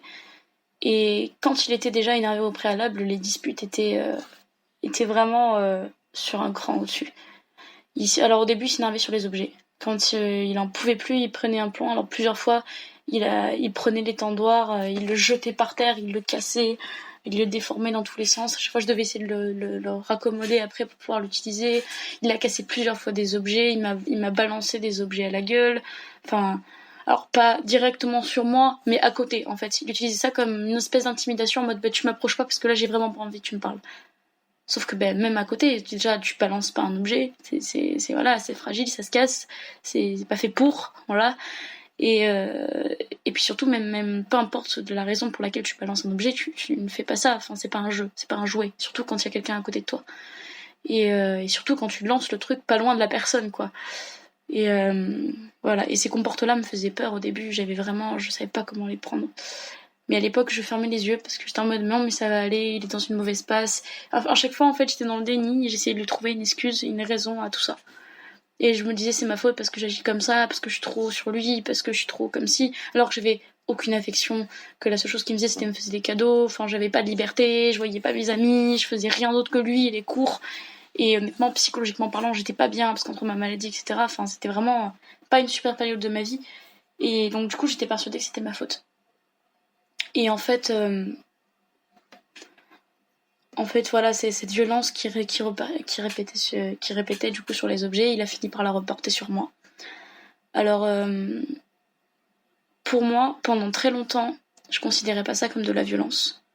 Enfin, je savais que c'était de la violence, mais je croyais à ce qu'il disait. Parce qu'en fait, au début, c'était... voilà, j'ai eu une période où j'étais vraiment pas bien. Cette période-là où j'étais pas bien psychologiquement parlant parce que j'avais trop de pression au niveau du travail. J'avais trop de pression à cause de lui. Et ce couple me bouffait au point que psychologiquement parlant, j'en pouvais plus. Et j'avais juste envie, c'était de mourir.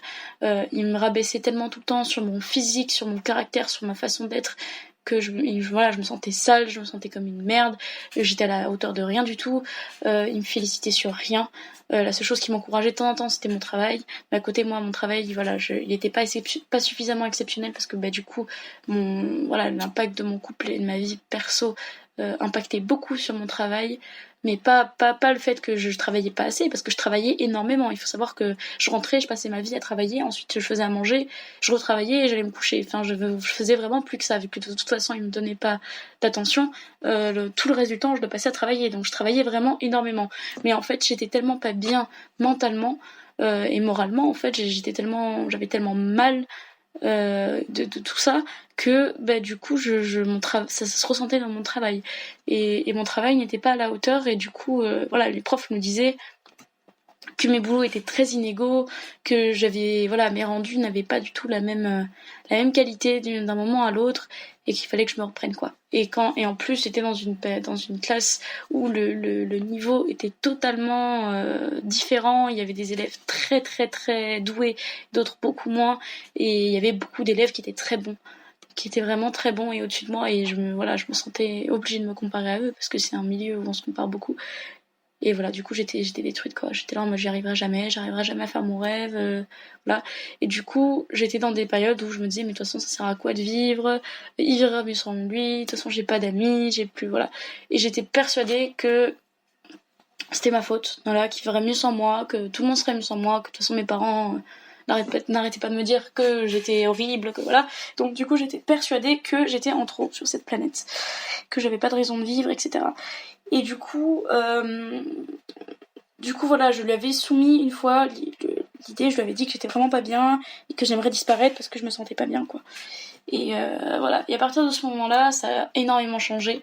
Parce qu'il faut savoir que quand une discussion explose trop et que mentalement parlant, j'arrive plus à la supporter, en fait, moralement parlant, je pète un plomb. En fait, j'étais à un point où si je recevais encore des choses dans la figure, j'explosais, quoi. Et j'étais plus maître de moi-même. Du coup, j'essayais de partir, en fait. J'avais beaucoup l'habitude de faire ça, et je le faisais avec mon ex d'avant, de prendre la voiture et de rouler 20 minutes, 1 heure, 1 heure et demie, le temps qu'il faut, en fait, et de me détendre, de me vider l'esprit, parce que juste conduire avec de la musique qui me plaît, me détend et me permet de me remettre les idées au clair, de me sentir mieux. Et lui, il était persuadé que si je faisais ça, j'allais me suicider, que j'allais me jeter d'un ravin, ou je sais pas trop quoi. Et il me croyait absolument pas, il me faisait absolument pas confiance, et du coup, il m'empêchait de partir totalement. Que ce soit même à pied, je lui ai même proposé d'y aller à pied, il voulait absolument pas que je parte seule, il voulait absolument sortir soit avec moi, soit il m'empêchait de partir, et les 3 quarts du temps, il voulait même pas sortir tout court, en fait. Hein. Donc, j'étais vraiment prisonnière. En fait, il me prenait mes clés. Il me piquait mes clés de la maison, il me piquait le triple qu'on avait aussi avec nous, il me piquait mes clés de voiture, il les rangeait, quand j'étais même des fois trop... quand voilà, je supportais pas ça, je lui dis mais t'as pas le droit de m'emprisonner, voilà, je voulais appeler ma mère pour lui en parler, quelqu'un, une amie ou quoi, il me prenait mon téléphone, il me l'arrachait des mains, il le planquait, voilà, c'était vraiment... J'avais aucun contact et j'étais vraiment toute seule, quoi. Et...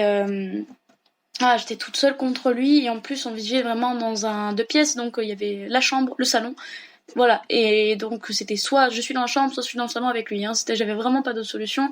Et la chambre elle était toute petite et moi la chambre c'était, ça, être emprisonnée alors que je me sentais déjà emprisonnée dans cet appartement, être emprisonnée dans une chambre, pas être en contact avec lui, ça me rendait juste dingue. J'étais pas bien, voilà, je faisais presque des crises de panique.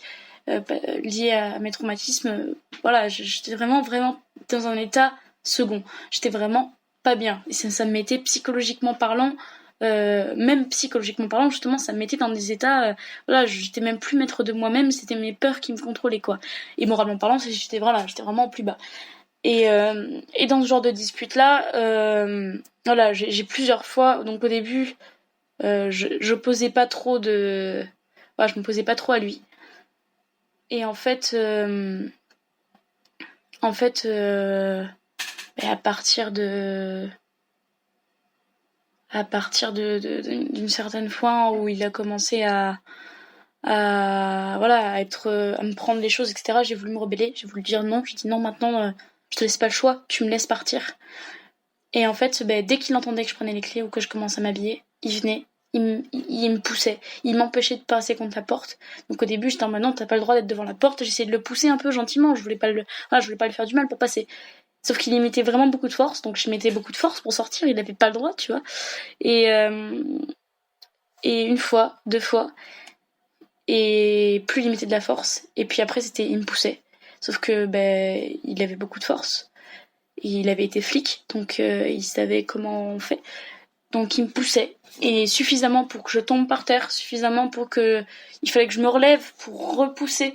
Et ça allait des fois où j'étais mais vraiment pousse-toi, quitte à devoir te plaquer contre la porte s'il le fallait, mais je voulais m'en aller. J'étais vraiment dans un moment où si je reste une seconde de plus dans cet endroit, je vais devenir dingue. Et en fait, ça est arrivé... C'est arrivé, alors je suis désolée parce que l'émotion ça monte un peu, c'est un peu compliqué. Mais c'est arrivé plusieurs fois où voilà, je vais le pousser ou me défendre en fait parce que il me pousse et je vais lui donner une tape sur le bras parce que rends-moi mes clés, laisse-moi passer. Et pour qu'il s'enlève en fait parce qu'il a pas le droit d'être violent, il me pousser et je peux pas me prendre m'avoir de la violence et répondre juste avec des mots. Pour moi, t'es violent avec moi, je suis violente avec toi, voilà. Enfin, je me défends tout simplement, même si je savais que son but à lui n'était pas d'être violent. Et là, c'était voilà, il fallait pas que je réponde. Et à partir du moment donné où j'ai commencé à répondre dans mes gestes pour me défendre, parce que je suis quelqu'un qui n'aime pas la violence, là, il mettait de la violence aussi. Et plusieurs fois, il m'a plaqué au sol. En fait, il me faisait une clé de bras, comme font les flics pour maîtriser quelqu'un. Et plus je me débattais et plus il me serrait le bras. Plusieurs fois, j'ai entendu mon épaule se déboîter ou entendre un cloc parce que voilà, il me tirait trop fort le bras et parce que j'avais pas du tout la même force que lui. Alors bon, il paraît que quand on est dans alors moi forcément quand on me prend comme ça, qu'on me plaque contre le sol en position comme si j'étais un criminel, voilà, au point où j'en bave par terre, que je sois dans un état vraiment piteux, état minable. Moi je devenais dingue parce que déjà d'une part j'avais mes traumatismes du passé où ça m'était arrivé qu'on me bloque et à l'époque j'étais très asthmatique et je faisais des crises qui mettaient ma vie en danger, donc je paniquais et je réagissais violemment et quand on me faisait ça, forcément j'avais ces souvenirs là qui me remontaient d'un coup et c'était vraiment, en fait c'était de l'instinct de survie. J'étais plus moi-même, j'étais juste une bête qui devait vite s'échapper de son prédateur et qui était vraiment, c'est l'instinct de survie. Là, si tu restes une minute de plus comme ça, tu vas devenir dingue, tu vas mourir. Et c'était vraiment il faut se dégager, c'est ta survie qui en dépend. Et du coup, je bougeais dans tous les sens, je criais à l'aide, j'essayais d'hurler le maximum possible pour qu'on m'entende, pour que je puisse voilà, en fait, je me contrôlais même plus. La plupart de mes souvenirs de ces moments-là sont des blackouts. Je me souviens juste de quelques douleurs, de quelques mots, de quelques images qui sont échangées, mais la quasi-totalité de ces disputes-là et de ces moments-là, en fait, où c'est arrivé à ce point-là, je m'en souviens pas, très peu. Et je me souviens très vaguement d'une fois où justement il m'a fait une clé de bras, où je me suis retrouvée par terre à bouger, et là où il m'a dit, c'est surtout ça dont je me souviens, il m'a dit mais t'as autant de force que moi quand t'es dans cet état. Et là je me souviens parce que il pleurait, parce qu'il voulait pas me faire ça, et je pleurais aussi, et du coup je crois que je me suis calmée parce que j'étais attendrie en fait par ses larmes, par ses mots, parce qu'il essayait, voilà, il me disait je t'aime, il me disait qu'il était désolé mais qu'il voulait pas, voilà, il voulait pas que je fasse ça, il voulait pas que je m'en aille parce que c'était pour mon bien, etc. Mais voilà, mais à côté de ça, il me disait qu'il était obligé de faire ça. En fait, il me faisait culpabiliser. Il me disait qu'il fallait que si comment dire, que en gros, il faisait ça pour mon bien parce que c'est normal, n'importe quel flic aurait réagi comme ça avec quelqu'un qui aurait voulu suicider en face de lui. Il m'a dit, bah, si tu veux, on appelle les flics, tu verras, ils vont dire que j'avais raison de faire ça, c'était pour ton bien, je veux pas te faire mal, je suis là pour t'aider, je suis là pour toi. Et moi, c'est pas du tout, enfin, moi, je le vivais pas du tout comme ça, j'étais en mode, tu te rends compte que tu me fais mal, enfin, va-t'en, enfin, dans ces moments-là, j'avais peur de lui, j'avais peur de tout, j'avais juste une envie, c'était de m'enfuir loin, de partir très loin. Et le problème, c'est que voilà, il se calmait, on se faisait un câlin, et du coup, moi, j'oubliais. Non seulement j'oubliais tout ça, et je le pardonnais. Parce que je fuyais pas, je pouvais pas fuir. Et je pense que si j'avais réussi à m'enfuir juste après une de ces soirées comme ça, je serais jamais revenue. Enfin, j'aurais changé les choses, j'aurais fait en sorte de changer les choses. Et ça devenait insoutenable pour moi. Ça devenait insoutenable. Et ces disputes-là, je me souviens très nettement d'un jour où où voilà, il voulait absolument pas avoir de discussion, et là il y avait eu, je sais même plus la raison, mais il y avait eu un truc assez conséquent qu'il avait fait, qui m'avait pas du tout plu, et il fallait que je lui en parle. Je lui dis c'est pas possible, tu peux pas faire ça, je peux pas laisser passer ça en fait. Et je l'avais insisté pour qu'il se tourne de sa chaise, pour qu'il me regarde, parce que voilà, quand le peu de phrases, de mots qui m'échangeaient quand c'était d'avoir une discussion, il était collé sur son écran, il m'écoutait pas, il faisait d'autres choses en même temps. Du coup, j'avais commencé à lui tirer le bras pour qu'il se retourne, et il me l'a repris violemment, et j'ai voulu lui reprendre le bras, et j'ai tiré assez fort pour lui dire maintenant c'est bon, ça suffit, t'arrêtes tes conneries, on discute là, je parle d'un sujet super sérieux, ça m'a blessé quoi. Et en fait, j'ai tiré trop fortement, et j'avais arraché son pull, et un pull qu'il aimait bien. Et là, il a disjoncté, en fait, il a regardé, il m'a dit mais que j'étais complètement folle, et il m'a mis une tarte, en fait. Et j'ai juste eu le temps de sentir, en fait, que sa main sur ma joue, quoi, la claque. Et il a tellement de force, pour lui, il m'a dit non, je t'ai juste donné une petite tape, imagine si je t'avais donné une vraie tarte, t'aurais volé. Mais juste, si juste pour ça, c'était lui pour une petite tarte, enfin une petite claque, pardon. Pour moi c'était une tarte, enfin ma tête elle a vraiment tourné, je me suis retrouvée par terre quoi, et j'ai essayé de me rattraper sur voilà l'étendoir sur le meuble qui était à côté, mais que dalle, j'étais sur du parquet, j'ai glissé, je me suis cassé la figure quoi, et je me ressemblais comme une con avec la main sur la joue, et j'ai pris rarement de grosses claques dans ma vie par mes parents, mais de peu que je m'en suis prise par, et des comme ça je m'en suis prise 2-3 par mon père en 20 ans de vie. Mais je m'en souviens, et là je me dis mais je viens de me prendre une claque comme si c'était mon père qui me punissait d'une grosse connerie quoi.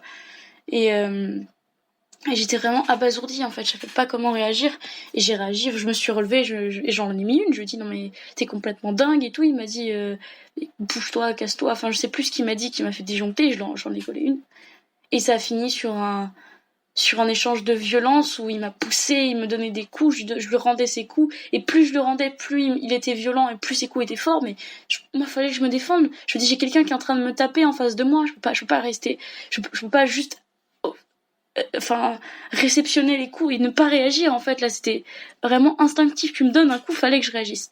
J'ai trop souvent, dans mon passé, pris des coups, en me disant rien, me faisant tabasser par des gens plus âgés que moi, juste pour le fun, et prendre sur moi pour me protéger ou protéger mes amis en pensant que c'était la bonne solution de rien faire.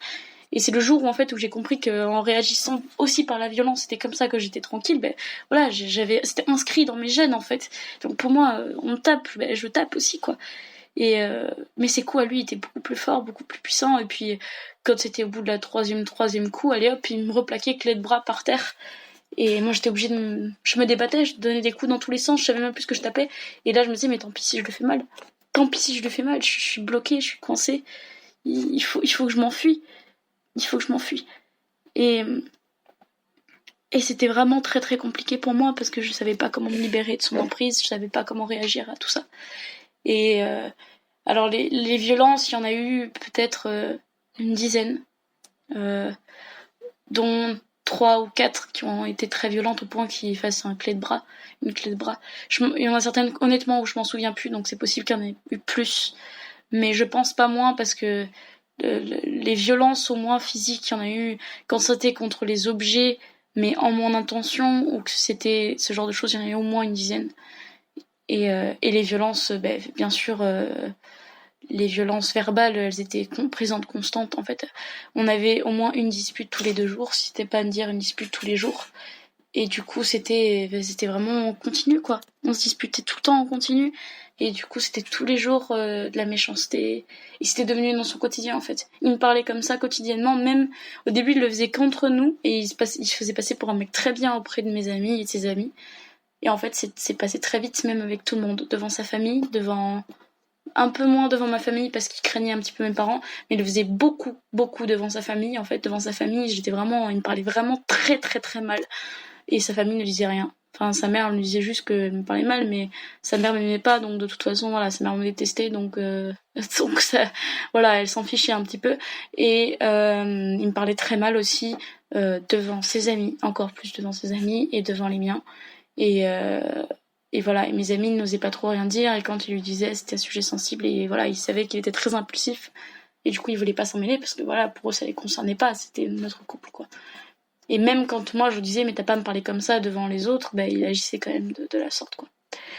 Et ça a été très compliqué pour moi, parce que j'étais, en fait, pendant 1 an et demi, j'étais basculée entre l'homme bien qu'il était, quand on faisait les sorties, où il était hyper romantique, hyper doux, hyper câlin, hyper machin. Quand on a eu des moments de bonheur, en fait, le peu de moments de bonheur qu'on avait étaient vraiment beaux. Et même si c'était pas des moments de complicité comme certains couples peuvent avoir, parce qu'on n'avait pas énormément de points communs au niveau des valeurs, etc. et au niveau des passions. Mais le peu qu'on avait, quand on partageait ensemble, c'était toujours très fort. Et du coup, j'étais persuadée que si c'était arrivé une fois, ça pouvait continuer. Et j'essayais de me persuader comme ça, alors que j'étais dans le déni. Je savais que ce couple allait se finir un jour, mais j'étais persuadée que ça allait bien. Et il me disait très souvent qu'il allait me quitter, que de toute façon, j'étais pas une fille bien, que voilà, j'étais pas quelqu'un de bien. Mais il le disait souvent aussi que lui, c'était pas un mec bien, que c'était, voilà, qu'il fallait que je comprenne, qu'il avait beaucoup souffert, et il avait beaucoup souffert, hein, c'était des mots honnêtes, il pensait sérieusement que c'était pas quelqu'un de bien non plus, qu'il était conscient qu'il était égoïste, etc. Et en fait, quand il me disait ce genre de mots, juste après, il était infiniment plus amoureux et proche de moi. Et en fait, quand j'avais ces moments d'amour intense, ces messages, il pouvait m'envoyer des fois, après une dispute, des longs pavés d'amour, mais vraiment sincères. Et c'était vraiment un amour sincère, c'était pas... voilà, c'était... Et c'est là je me disais, mais il est distant le reste du temps, mais il est capable de montrer un tel amour comme ça. Et c'est ça qui me bloquait en fait, parce que je me disais, mais si il est capable d'être comme ça, donc forcément il peut être quelqu'un de bien derrière, forcément c'est forcément quelqu'un de bien, parce qu'il est avec ses amis, il est avec sa famille, voilà. Donc c'est pas quelqu'un de mauvais, mais c'est juste qu'il s'en rend pas compte de comment il est, il y a ça qui fait qu'il va pas bien, et j'étais dans un déni à peu près constant tout le temps. Et je me rendais pas compte qu'en fait, petit à petit, il grignotait ma vie. Petit à petit, il m'a fait changer sur beaucoup de choses, sur mon comportement, sur ma mentalité, sur ma façon de m'habiller. Il m'obligeait à aller à la salle de sport, alors certes, j'avais envie, mais je le faisais pour lui. Et il m'a obligée à changer plein de choses. Et en fait, c'est quand je me suis rendu compte, sur les derniers mois, que j'étais absolument plus moi-même et que les gens me reconnaissaient plus. Que je voyais plus mes amis, plus du tout, même que ma meilleure amie ne voulait plus me voir. parce que pas qu'elle voulait plus me voir moi, mais qu'elle voulait plus me voir lui, et qu'elle me disait mais t'as changé, t'es plus normale même avec moi. Et quand je me suis rendu compte de tout ça, voilà, je me suis dit non, là faut vraiment qu'on change. Et les derniers mois ont été très compliqués. Au final, c'est lui qui m'a quittée. Et au début, c'était une déchirure pour moi parce que je l'aimais vraiment profondément, mais c'était un grand soulagement. En fait, une semaine après, je me sentais beaucoup mieux. Je me sentais à nouveau moi-même, en fait, parce que je savais que de toute façon, ça allait se finir. Mais j'avais pas, je pense, le courage de le quitter parce que je l'aimais, parce que j'avais mes sentiments qui m'empêchaient de le faire. Mais voilà, il y avait plus d'avenir entre nous. Mais ça m'a pas empêché que je l'ai aimé immensément, quoi. En fait, c'est mes sentiments pour lui qui m'ont totalement aveuglée, qui m'ont totalement bloquée. Et qui m'ont fait fermer les yeux sur sa façon d'être, sur ses mensonges qu'il pouvait avoir envers moi, sur le fait qu'il me parlait très mal, sur le fait qu'il m'aidait pas, que ni financièrement parlant, c'était moi qui payais tout, enfin mon père qui payait tout, et que lui, alors il se payait des trucs, voilà, il se payait des trucs à 3000 balles, et des télés, il s'est payé un nouveau téléphone, des figurines, en veux-tu, en voilà, plein de bouquins, plein de trucs à droite à gauche, qui coûtaient cher. Il s'est racheté une bagnole qui coûtait les yeux de la tête. Enfin, il se faisait vraiment beaucoup plaisir.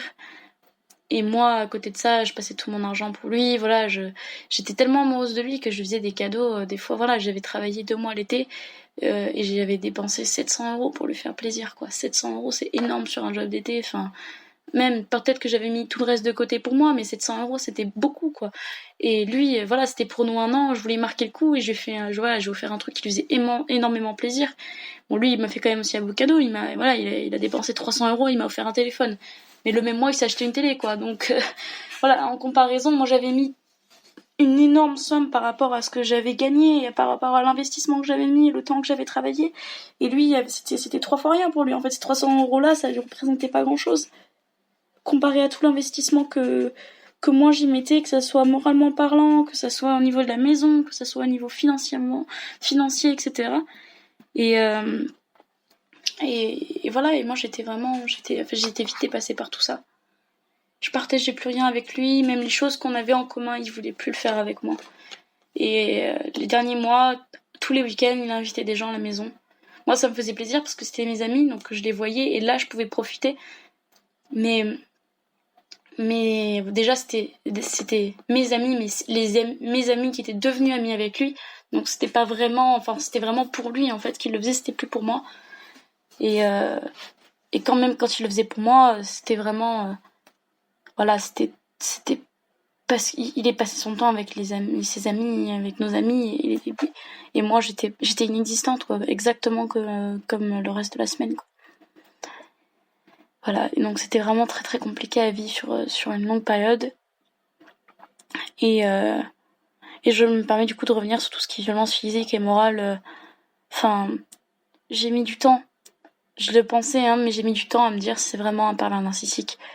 Et il est pas méchant, c'est pas un homme méchant, parce que voilà, comme je disais, à côté de ça, il a plein de qualités, c'est un homme très bien en tant qu'ami, en tant que membre d'une famille, mais c'est pas du tout, voilà, c'est pas quelqu'un qui est fait pour être en couple, parce qu'il est manipulateur, il veut tout contrôler, et il le fait inconsciemment, en fait. Et il y a beaucoup, voilà, je me suis renseignée un petit peu par rapport à ça un peu de temps après, et pendant qu'on était ensemble, je me suis rendu compte qu'il y a beaucoup, enfin, pas vraiment pendant qu'on était ensemble, parce que pendant qu'on était ensemble, je me suis déjà dit le mot pervers narcissique, mais je le pensais pas. J'étais dans le déni, en fait. Et c'est peu de temps après où on s'est quitté, où je me suis rendu compte que c'était le cas. Quand je réfléchissais à tout ce qu'on vivait sur la fin, ce dernier mois, c'était le cas. Et après en avoir discuté avec des gens que je connaissais, voilà, qui étaient totalement extérieurs à la situation, qui me connaissaient pas vraiment, et lui non plus. Voilà, ils étaient d'accord avec le fait que c'était totalement un pervers narcissique, mais inconscient.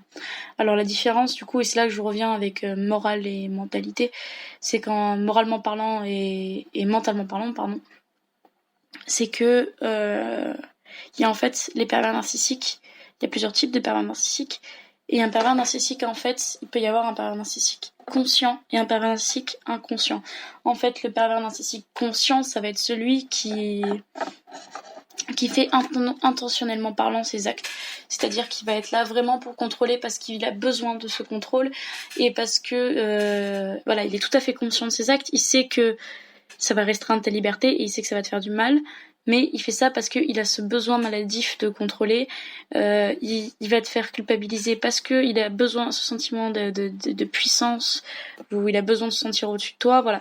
Et la différence de l'inconscient, c'est qu'il va agir de la même façon, sauf que il va le faire, mais après il va être alors ça veut pas dire que le narcissique conscient ne peut pas agir comme ça, mais c'est qu'on va dire il va agir comme ça et il va avoir ce propre sentiment de culpabilité envers lui-même. Il va être en mode pourquoi j'agis comme ça, et vraiment sincère, c'est-à-dire pas juste pour te faire culpabiliser, parce que il y a certains pervers narcissiques qui agissent de la sorte en mode je suis désolée, je sais pas moi-même pourquoi je suis comme ça, je me déteste, etc., pour faire culpabiliser la victime et pour lui remettre la faute dessus. Lui, c'était pas son cas, c'était vraiment inconscient en fait. Il s'en rendait pas compte et c'était seulement quand il se revoyait après les faits ou quand on lui en parlait ou quelqu'un d'extérieur, surtout quelqu'un d'extérieur, là il se rendait compte des choses et voilà, il était mais c'est pas normal, je sais pas pourquoi je fais ça. Et il y en a beaucoup qui s'en rendent pas compte et qui, voilà, quand tu leur en parles, je vais essayer de lui dire une ou deux fois que son comportement n'était pas normal, etc. Et pour lui, voilà, pour lui, c'était si je n'agis pas normalement, enfin, je suis pas un pervers narcissique, enfin voilà, et ça l'énervait parce qu'il s'en rendait pas compte, parce que c'est quelque chose d'inconscient et que voilà, il était persuadé que c'était voilà, qu'il allait juste pas forcément bien dans sa vie et c'est tout. Donc c'est vraiment c'est des comportements où ils ont pas conscience de ça parce que pour eux c'est normal, parce que pour eux c'est naturel d'agir comme ça, parce qu'ils sont comme ça, point. Et ils se rendent pas compte, voilà, ils se mettent pas à la place des autres, etc. Donc ça c'est le pervers narcissique, du coup, ce que j'appelle inconscient. Et là du coup ce qui revient aussi à la différence morale et mentale, c'est que le moral ça va être en tout cas dans mon cas, je le perçois vraiment comme ça, c'était vraiment du je vais être pas bien le matin parce que il m'aura fait une réflexion de travers, parce qu'il m'aura mal parlé, parce que il aura eu un tel comportement comme ça, parce qu'il m'aura pas fait de bisous, parce qu'il m'aura pas dit bonjour, etc. Et mentalement, ce sera sur le long terme en fait. Le moral, c'est juste, le moral, ça peut être juste, vous êtes pas bien le matin et c'est un truc qui vous fait que vous êtes pas ouf aujourd'hui ou pendant un moment de votre journée, mais ça peut être passé parce qu'il suffit qu'il y ait un truc positif qui vous arrive et hop, c'est parti. Et mentalement parlant, en fait, c'est l'accumulation de toujours des choses négatives, de plein de choses différentes qui s'accumulent, qui font que ça vous tient sur votre conscience et que ça commence à agir inconsciemment, en fait. C'est-à-dire que inconsciemment, vous agissez comme si c'était devenu naturel et normal. Moi personnellement à la fin c'était devenu normal qu'il me parle mal, je m'en rendais plus compte, je le faisais même plus remarquer en fait. Enfin, je savais qu'il me parlait mal, mais c'était tellement devenu une habitude et c'était tellement ancré dans mon inconscient comme si c'était devenu quelque chose de tout à fait normal et que je devais laisser couler, que du coup certes ça me blessait, mais je m'en rendais même plus compte que ça me blessait en fait, ça me passait au-dessus. Et c'est que de quand vraiment on se disputait que je me rendais compte qu'en fait c'était blessant et que j'en étais blessée quotidiennement. Et la blessure mentale est là en fait, la pression mentale qu'on a sur quelqu'un, c'est vraiment sur du long terme, c'est vraiment quand la personne est épuisée en fait psychologiquement, et c'est ce qu'on appelle du coup une dépression, hein, ce genre de choses. Et voilà, et moi ça a été vraiment mon cas, j'ai vraiment eu les deux. Et c'est les deux qui ont fait que j'ai vraiment coulé et que j'avais cette envie de mourir à la fin. Enfin, j'étais dépressive suicidaire pendant un moment donné. Je suis jamais passée à l'acte, mais j'étais vraiment à des moments donnés où me dire mais ma vie où je me levais le matin, on me disait mais j'ai plus envie de vivre quoi. Et pourtant j'avais déjà passé des moments de dépression. Alors moi j'ai fait de la dépression chronique, donc ça aide pas parce que quelqu'un qui a été dépressif une fois et qui s'en est sorti a plus tendance à redevenir facilement dépressif que quelqu'un qui ne l'a jamais été, enfin qui n'a jamais traversé une dépression. Donc voilà, du coup moi je faisais de la dépression chronique, donc j'étais passée d'une phase de dépression avant de le rencontrer où je m'en étais sortie. Au début où ça allait avec lui, ça allait très bien, donc du coup j'étais pas dépressive, mais à partir du moment donné où ça commençait à recouler jusqu'à la phase où ça allait plus du tout, voilà, j'étais à nouveau tombée en dépression. Même si elle était pas aussi importante que celle que j'ai eue avant, j'étais quand même vraiment pas bien dans ma vie, dans ma peau, dans ma mentalité, j'étais plus moi-même en fait. Je m'étais complètement oubliée. Et c'est là qu'en fait je me permets donc de faire ce podcast pour ça. C'est parce que ce que j'ai vécu je pensais voilà que c'était juste, pas que c'était un cas à part, parce que je sais que c'est quelque chose de courant, malheureusement. C'est quelque chose qui arrive à beaucoup de femmes et beaucoup d'hommes. Il y a beaucoup d'hommes aussi, c'est très, très tabou, mais il y a beaucoup d'hommes qui vivent ça aussi de la part de leur compagne. Et, euh, et voilà. Et moi, pour ma part, je voulais partager ce témoignage faire ce témoignage, faire ce podcast, pardon, parce que c'est quelque chose d'important qu'il faut en parler. Et il y a les différents degrés. Voilà, pour moi, pour ma part, la violence physique, elle est allée seulement à une clé de bras, à une bonne baffe ou quelques coups. Ça n'a pas été. Alors oui, pour certains, waouh, quelques coups, c'est déjà énorme. Mais de ce que j'ai vécu, c'est pas. Alors, je sais que pardon. Je je dédramatise un petit peu la chose, mais ça pourrait être pire. Enfin, il y a des femmes qui se prennent des coups de pelle dans la figure, il y en a qui sont jetées d'un étage, enfin, il y en a qui sont battues à mort et qui ont des cocards. Moi, ça m'est jamais arrivé. Moi, j'avais des bleus. Voilà, le pire que j'avais, c'était des bleus au poignet, l'épaule un peu déboîtée une ou deux fois, et voilà, j'avais des bleus sur le corps, mais même si c'était des bleus, c'était pas des trucs, voilà, j'avais pas des hématomes, je saignais pas, j'étais pas au point de faire des hémorragies internes. Hein. Voilà, donc j'étais quand même non, j'étais pas dans l'extrême violence, mais il y avait de la violence. Et là, c'était plus de la violence pour me calmer et de la violence inconsciente. Voilà, c'est pas quelqu'un qui aime tabasser, on va dire, et qui tabasse parce que c'est son réflexe. Il tabassait vraiment parce que c'était inconscient et parce que c'était sa façon d'exprimer sa colère et parce qu'il contenait plus son impulsivité, en fait. Mais c'était pas de la violence pour de la violence gratuite. C'est bien ça que je précise et c'est pour ça que je dis qu'on peut être un pervers narcissique inconscient. Parce que ça peut être de la violence juste parce qu'on n'arrive plus à se maîtriser et qu'on a la colère qui explose en fait.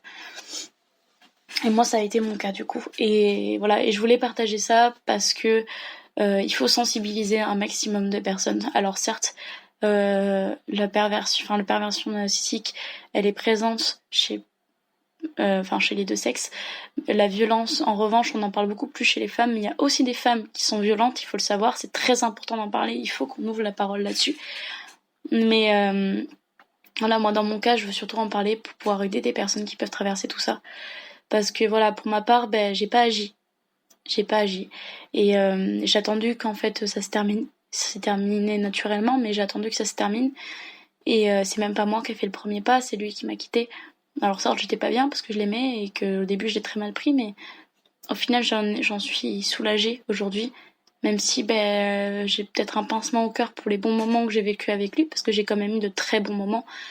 Il faut être prêt à sacrifier en fait ces bons moments. Moi, j'étais pas prête. J'arrivais pas à me dire je vais sacrifier ces bons moments avec une personne parce qu'il y en a des mauvais derrière. Mais en fait, il faut savoir une chose, c'est à partir du moment donné où on souffre, c'est plus de l'amour. Le véritable amour, en fait, c'est quand on est heureux et qu'on s'accomplit soi-même avec l'autre. En fait, l'amour, c'est en trois phases. En fait, j'aime bien l'imager de cette façon-là parce qu'en fait, l'amour, on a tendance, enfin le couple, du moins, on a tendance à le visualiser à deux, parce qu'un couple, en général, on dit c'est à deux. Hein, bon, je parle pas des trouples et du polyamour, là, je parle vraiment d'un couple monogame, exclusif. Et en général, quand on voit ce genre de couple, parce que moi c'était mon cas, on dit voilà, c'est à deux, c'est-à-dire le couple vit ensemble, ils forment qu'un, ils vivent à deux, voilà, c'est un couple et ça marche comme ça. Sauf que ça fonctionne pas comme ça en fait. C'est pas juste les deux ils font des efforts ensemble. En fait, c'est vraiment chacun doit être accompli en tant que personne, c'est-à-dire que moi je n'étais pas accomplie en tant que personne et lui non plus en fait. Lui il n'était pas heureux en tant que personne dans ce couple, il se sentait pas accompli en tant que sa personnalité d'homme de 26 ans qu'il était, et moi je n'étais pas accomplie en tant que la jeune femme que je suis de 21 ans, avec mon caractère, ma personnalité, mes goûts, mes choix, etc. Et ensemble, on était peut-être heureux quand on était à deux et quand on faisait des choses à deux, voilà, et qu'on partageait des choses, mais individuellement, chacun, on était très malheureux. Et ça, à partir du moment donné où ça va pas dans une des trois phases, ça ne fonctionnera jamais sur le long terme, en tout cas en tant que couple. Voilà, en tant que couple simple. Après, je parle pas des couples libres ou de ce genre de choses, hein. Mais voilà. Et pour ma part, c'est vrai que quand je m'en suis rendu compte de ça, ça a tout changé. Ma vision déjà de l'amour a changé. Je me suis permis d'autres choses après, mais je me rends compte qu'il y a beaucoup trop de personnes qui pensent comme ça et qui se disent ben ouais, mais le couple en tant que deux personnes, ça passe très bien. Après, moi, je suis malheureux parce que, ben voilà, je fais des efforts pour lui faire plaisir, mais je m'accomplis pas en tant que personne, c'est pas possible. En fait, il faut faire des efforts, mais pas de là à sacrifier ses libertés et sacrifier sa personnalité. Il faut que chacun puisse faire des compromis et il faut que la personne en face, elle puisse comprendre que si ça doit te changer, ou si ça prive tes libertés, ou si ça te change la personne que tu es, ben, l'autre en face qui te demande de faire cet effort-là, eh ben, il doit prendre sur lui, il doit être moins exigeant avec toi, et il doit te dire, ok, tu peux pas aller jusque-là parce que ça va te changer ta personne, mais on va faire autrement, et on va prendre un compromis. Et c'est comme ça, en fait, si la personne ne vous prend pas tel que vous êtes, ou si la personne n'est pas capable d'accepter de dire que ben, là c'est trop pour vous, et que du coup elle va pas vous obliger à changer, ça ne marchera pas, en fait. Et moi, pour ma part, à chaque fois, c'est ce que j'ai fait. J'ai trop donné, c'était tout dans un sens et rien dans l'autre. Et c'est ça qui a fait que ben, toutes mes relations, ça a foiré. Bon, j'ai pas eu excessivement de relations. Hein. J'ai eu que des relations longues, mais j'ai pas eu excessivement de relations. J'ai eu, on va dire, 3 vraies relations. On va dire 2 vraies relations et une relation plus libre. Mais pour le coup, c'est voilà. Pour le coup, ce couple-là que j'ai vécu, c'était vraiment quelque chose de j'avais aucune liberté, je m'étais pas du tout accomplie en tant que personne. Et le pervers narcissique, ben, ça va être ça va être la personne qui va vouloir te changer pour que tu sois enfin, que tu correspondes à sa personnalité à lui, que tu sois comme il le souhaite, et ça fonctionne pas comme ça. Tu peux pas te permettre de te priver de ta vie et tes libertés pour une personne, même si tu l'aimes, et même si t'es heureux ou heureuse avec lui le reste du temps. Voilà. En fait, il faut pas se sacrifier une partie de soi-même pour du bonheur à deux. Hein. Le bonheur à deux, on peut le retrouver autrement ou ailleurs ou d'une autre façon. Mais pas de là à sacrifier une partie de nous, c'est pas possible. Voilà. Et c'est là que je voulais dire que c'est hyper important de pas oublier ça et que voilà, et qu'un pervers narcissique, c'est quelqu'un qui veut vous contrôler, qui veut vous faire changer pour que vous soyez à son image. Il y a des différents degrés. Il y en a, ils seront absolument pas violents physiquement parlant, ils le seront juste peut-être violents verbalement. Il y en a qui seront peut-être même pas violents verbalement, mais qui vont juste être très impulsifs et qui vont vouloir contrôler vos amis, votre choix, votre façon de vivre, etc. Et à partir du moment donné où vous voyez ça, mettez-y un stop tout de suite. Parce que quelqu'un qui commence comme ça, qui commence à vouloir contrôler les choses, c'est quelqu'un qui peut forcément aller plus loin et qui forcément, même si c'est dans 10 ans, ira un jour à aller à de la violence verbale, à de la violence physique. Voilà. Parce que malheureusement, ça ne fait qu'en augmentant ce genre de choses et voilà. Et c'est absolument pas bon pour, moralement parlant, pour chacun, etc. Voilà, j'espère que du moins ça aura pu servir, que ça pourra servir à certaines personnes cet enregistrement et ce podcast et que voilà, si vous avez des questions, je serais ravie d'échanger avec vous. Voilà, partager un maximum pour pouvoir sensibiliser. Voilà, je fais vraiment pas ça pour les vues, je fais vraiment pas ça pour là pour le coup, c'est vraiment un témoignage et qui j'espère pourra servir. Je compte en faire d'autres parce que j'ai beaucoup d'autres vécus sur d'autres choses négatives comme positives et partager en fait c'est un peu plus ma vie que je vais parler un peu avec mon avis. Voilà, et encore une fois tout ce que j'ai dit ça tient de moi, enfin c'est mon avis personnel hein. Je vais pas la science infuse et peut-être que pour le coup, mon cas à moi était pas un cas de pervers narcissique et que c'était autre chose, même s'il y a tous les symptômes entre guillemets quoi. Mais mais voilà, c'est pour le coup, je suis pas, j'ai pas la vérité universelle, donc il faut pas prendre ça comme si j'avais forcément raison et comme si c'était voilà, comme si c'était l'exemple à suivre. Mais je dis vraiment ça pour les personnes voilà qui pourraient être dans ce cas-là et qui s'en rendent pas forcément compte parce que moi j'étais dans le déni pendant plus d'un an en fait. Et c'est vraiment sur les derniers mois, les 5-6 derniers mois où je me suis rendu compte de ma condition. Parce que j'ai été entourée de gens qui m'ont dit attention, parce que ça prenait des proportions extrêmes au point qu'il y ait de la violence physique. Parce que voilà, il y a eu des choses qui ont fait que j'ai commencé à me rendre compte de l'environnement malsain dans lequel j'étais. Mais voilà, et encore ce que je veux dire aussi, c'est que pour ma part, alors oui, il y a certaines personnes, certains pervers narcissiques qui sont totalement enfin voilà, qui sont condamnables, qui sont de mauvaises personnes, etc. Moi, pour mon cas, je considère pas mon ex-compagnon comme une mauvaise personne parce que comme je disais, c'était pas conscient. Comme je disais, en fait, lui, dans son cas, il aurait dû avoir un suivi psychologique chez une psychologue, sauf qu'il a refusé. Enfin, il a essayé, mais il a pas continué. Voilà, d'avoir un suivi psychologique chez une psychologue qui lui permette de s'améliorer, parce que lui, pour le coup, c'était pas voilà, c'était pas volontaire, c'était vraiment quelque chose d'inconscient qu'il fallait aider. En fait, voilà, c'était lié à des souffrances mentales et morales de son passé. Et c'est voilà, c'est bien pour ça que je lui jette pas la pierre, c'est pas quelqu'un de mauvais parce qu'à côté de ça, voilà, il est toujours en contact avec mes amis, c'est quelqu'un de très bien amicalement parlant, professionnellement parlant, c'est un mec top qui bosse de fou. Enfin, voilà, c'est quand même quelqu'un à côté qui est très bien dans sa vie, enfin dans sa vie professionnelle du moins et amicale. Donc on peut pas, de toute façon, on peut pas tout reprocher d'une personne. Personne n'est tout blanc ou tout noir, et c'est ça que je veux absolument préciser ça, c'est que j'ai pas envie de retrouver des gens qui disent ah quel connard, je suis désolée que t'aies vécu ça. Non, en fait c'est voilà, c'est une partie de ma vie, j'ai vécu ça. Oui, ça a été dur, mais j'ai surmonté ça. Mais voilà, on va pas commencer, je veux pas d'insultes en fait parce que ça mettrait au même niveau que cette personne-là, et cette personne-là, comme je disais, l'a pas fait intentionnellement parlant. Si elle avait fait vraiment dans le but de me faire souffrir, elle aurait eu d'autres moyens de le faire et elle l'a pas fait. Elle a peut-être utilisé deux ou trois fois voilà, et des mots blessants, mais il était pas méchant, il était pas c'était pas une mauvaise personne dans le fond, et il faisait pas ça pour me détruire et me voilà. Donc ça je tiens quand même à le préciser, voilà, que c'est pas, j'ai pas envie de retrouver des commentaires où voilà, où il y a du bashing sur lui, parce que ben non, c'est voilà, c'était pas quelqu'un qui faisait ça intentionnellement parlant. Il a jamais voulu me blesser pour me blesser. Il m'a défendu sur plein d'autres trucs. Il était très bien sur plein d'autres trucs.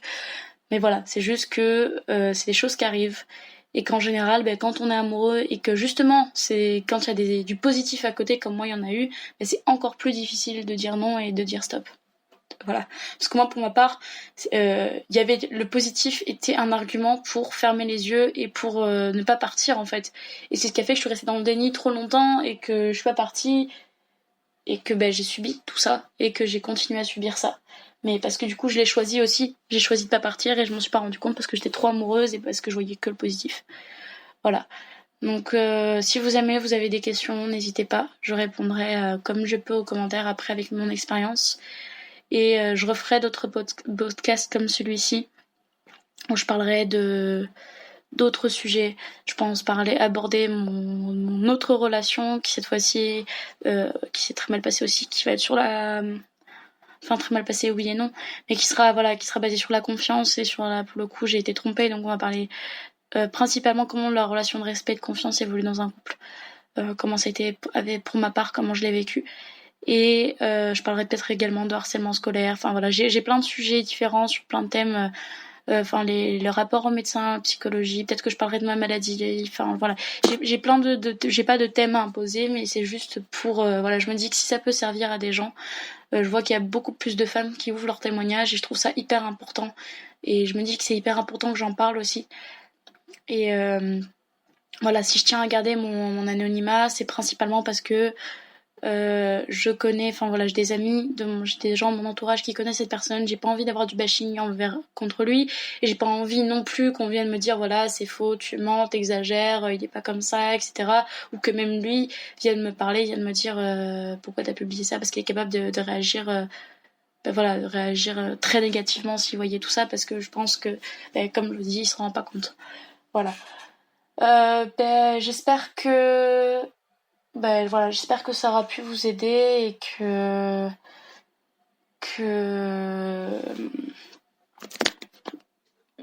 que ça que ce sera positif pour certains d'entre vous, certains ou certaines d'entre vous. Je suis ouverte à toute discussion. Voilà, si on veut me poser des questions, il n'y a pas de souci. Voilà. Et puis, ben, n'hésitez pas surtout.